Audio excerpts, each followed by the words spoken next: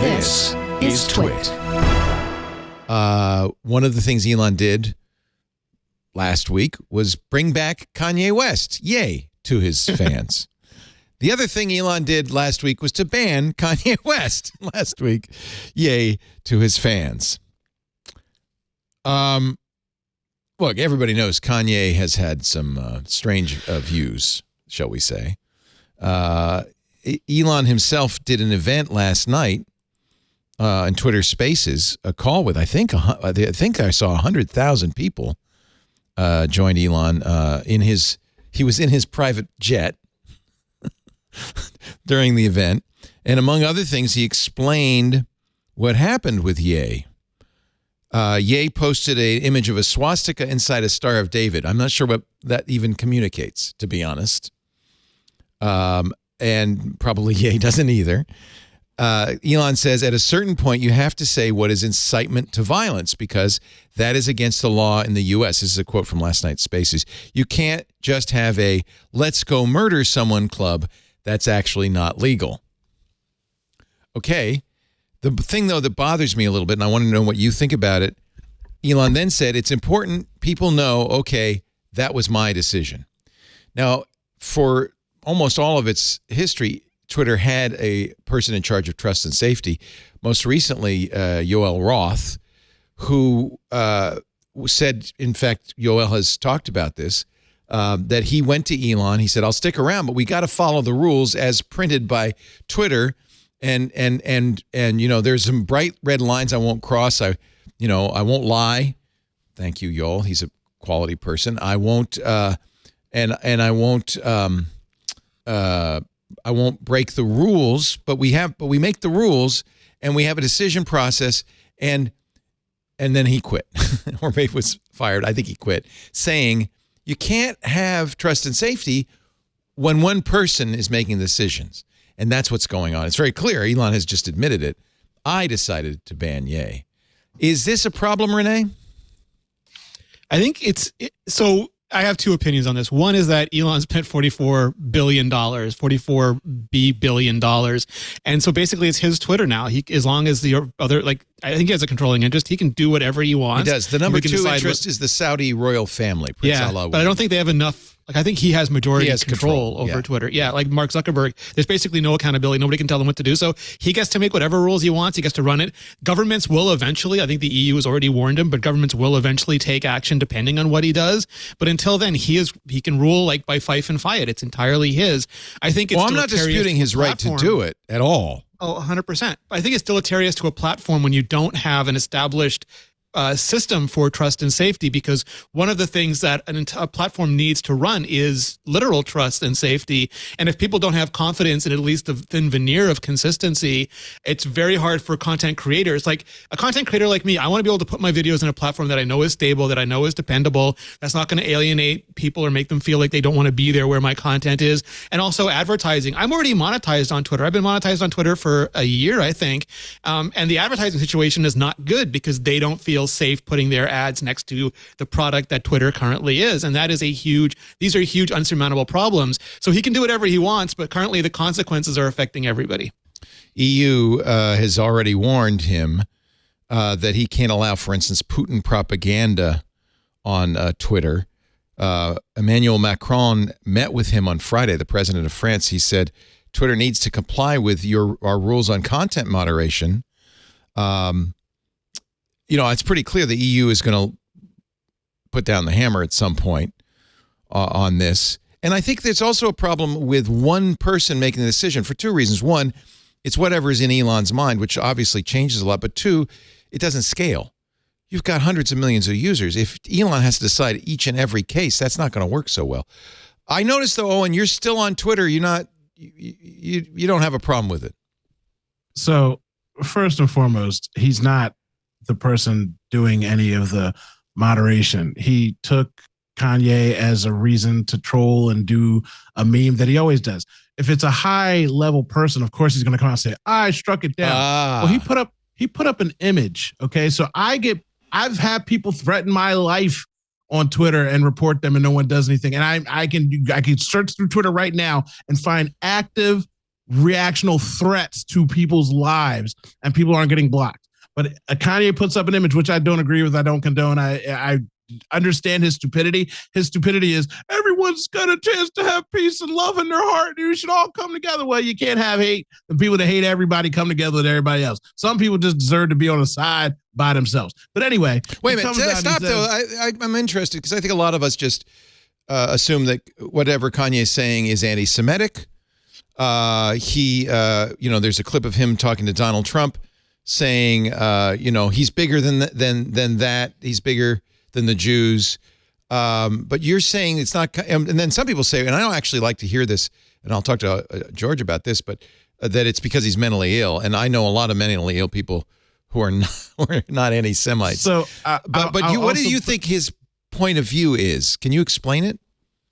I'm not in the mind of a crazy person, but I can tell you that as someone who's a quote unquote fan of his and has known him throughout time, there was a large consistency of people that did not like when he was calling himself Jesus and calling himself God and Jesus. I mean, nobody canceled him. Nobody took his bank accounts, but he was saying some pretty blasphemous stuff 6 or 7 years ago, calling himself a God and the only one God and blah, blah, blah. And people there are Christians had a huge problem with it. But again, not enough to the point where he would get canceled and everything would get taken away from him. Now he's at the point where he's talking about certain religions and everything is coming down on him. And again, in his crazy mind process, he's trying to say, I don't hate anyone, not even bad people. Again, saying those things doesn't matter in the context when everyone has agreed that, the devil is a bad guy. Like he went on trying Alex to argue Jones. that the devil he went on InfoWars guy. and said Hitler had some pretty good ideas. But you're saying really more, it's not he's saying I agree with Hitler. He's saying everybody has something good in them.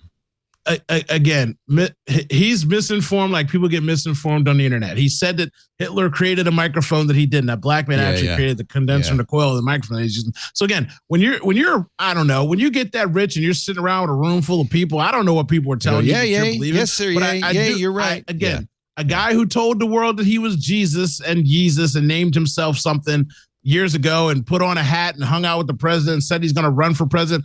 I just in general don't think that he's mentally stable. So the things that are coming out of his mouth are just absurd and sad. And again, if you want to go and take down something that incites violence, I don't know if he specifically said something that incited violence as much as he had said something. He posted something that just is harmful to people and makes people feel bad. This is the problem because Twitter had rules. But this is the inconsistent enforcement of rules. And I agree with you on that, that Elon is saying, well, no, that's violence, where actual calls to violence. He brought back the editor-in-chief of the Daily Stormer. I mean, this guy is a Nazi. Yeah. He's a neo-Nazi. So why are you still on Twitter, though, Owen? I said pre-show. I know. I'm giving you a chance to say it in public. Yeah, people hate when I say it on this show because they complain about it. But I'm a black guy, and I live in America. I've dealt with racism and people mistreating me from grade school level. I had teachers that didn't like me because I was black and I was in a mostly white school. So if I just stop doing things because I dislike the owner of some company. I mean, Elon Musk is great, right? Like he's a great salesman. He got his money from his dad having a blood diamond factory and emeralds and stuff like that in South Africa. And I get to have people tell me in the tech world my whole life, oh, he's just like you. He's an African-American. And I got to laugh at the corny joke because tech people think that it's funny to tell me that he's an African just like me. And I'm like, again, a guy who I like Elon. He's a great salesman. Most of it's snake oil, but he's a great salesman. I appreciate sales. But the guy, I wouldn't have nothing. I wouldn't have a sandwich. I wouldn't have a car. I wouldn't be on the internet. I mean, we wouldn't be on these You couldn't computers. drive a Ford. Henry Ford was a notorious Nazi. We're going to talk about the story about Apple moving their stuff out of China, but the things that they do to get you this iPhone 14 Pro Max and nobody's saying a word about it. Yep. You wouldn't do anything if you had a problem with the way that the world works. Nobody wants to know how the sausage is actually made. They just want to eat it. Is that a good way to go through life? Is to just say, well, I got to hold my nose. I guess you have to if you're black. Hypocrisy is a human abundance, and it's what we've done since the beginning of time. The world is a horrible, ugly, beautiful, majestic place. And sometimes you got to laugh to keep from crying. But again, you wouldn't be on this computer if you didn't like the way these computers get made. Yep. Who are you going to be mad at? Are you going to stop working with Apple? You know what I mean? Like right now, in the tech community, we're about to have these tech guys like working in digital coal mines. You want them to work 4 days in a row, no sleep, sleeping on the floor, not going home. And we're going to talk about it. We will. Let me ask Georgia, because I think this is an important point. I'm sure, Georgia, I think you will back me up when I say it's unfortunate that people conflate mental illness with anti-Semitism. I think that for Kanye, especially, people have been really open of his bipolar disorder. And so that ends up having a lot of God complex, and you think that you're on top of the world and you can do everything and you're not really thinking the same way. Does that mean that your belief systems are altered because of it? No, I know a lot of people that are bipolar, and that doesn't mean that they're going to be angry or against any certain race or people or culture or thing that's specific to that. I think that that's specific to each person. I think that for him, he has a little bit of a persecution complex. And so whoever he sees as persecuting him, he wants to kind of go up against and be able to fight. And at the same time, he wants to kind of preach purity and that everyone has some good in them, even in the most abhorrent of cases. And then he just doubles down and self-sabotages everything. And so, it's a really sad thing, but I think that we need to kind of call it out for what it is. I'm not saying somebody in the chat room saying, well, Leo, you can have both. I'm not saying you can't have both. Obviously, Kanye is mentally ill and he's an anti-Semite, but I am saying, and this is important because in the mental, there's a lot of discrimination against people who have mental illnesses. And it doesn't mean that you're a racist or you're an anti-Semite. They're two separate conditions. Yeah. And now, obviously, Kanye, I don't know if he's off his meds or what. Obviously, he's struggling with mental illness, and that's too bad. And I hope somebody helps him. But that doesn't mean, it's okay, because he doesn't mean it. And Father Robert tooted on our Mastodon, and I don't think I said it in public, so I think it's okay to say this. He said, I am bipolar. I am on the spectrum. I am not an anti-Semite by any means. They don't necessarily go hand in hand. You can be both, but that one doesn't mean the other. And I think you would agree, Georgia, that is a big problem because people kind of assume, if you're mentally ill, you're dangerous. Yeah, and the media portrays it like that as well. Yeah. And stories like this get just rewatched over and over and over again. Yeah. Apparently, Knox Harrington's saying he wanted to name one of his records Hitler. Okay, fine.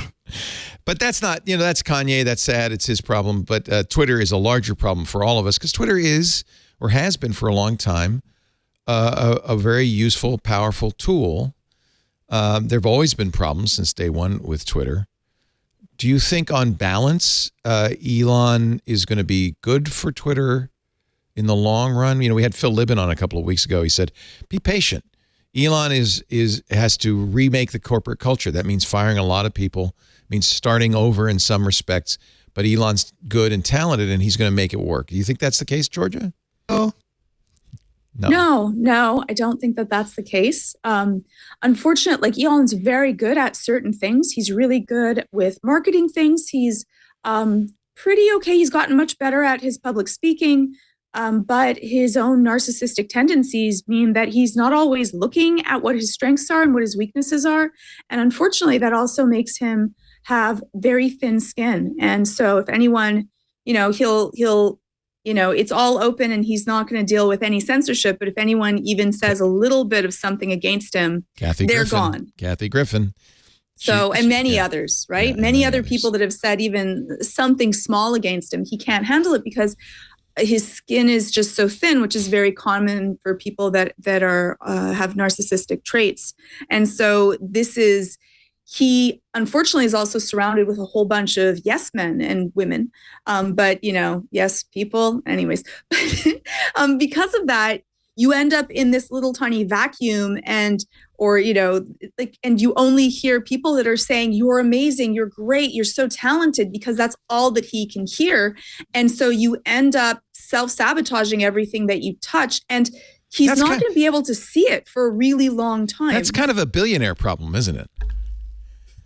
Not all, but many that are in the public eye, because they crave that attention, they need to be in the public eye. They need to be saying really grandiose schemes or belief systems. And because of that, people also are really ardent, fervent followers because they'll cut out anyone that isn't. And a lot of people really like people that are out there saying really grand statements. Yeah. He's gotten the point that I love the most because, again, I credit him for being a salesman. I've said on the show 10 years ago, we're not going to be on Mars in 10 years like he promised. Wait, we're not on Mars. He said he was going to burrow holes in the ground. He didn't. That was basically a Ponzi scheme just to keep somebody else from building a fast train. And he sits around and he tells these great stories of how the guys at SpaceX couldn't figure out an issue for 3 weeks. Elon comes in an hour and fixes it.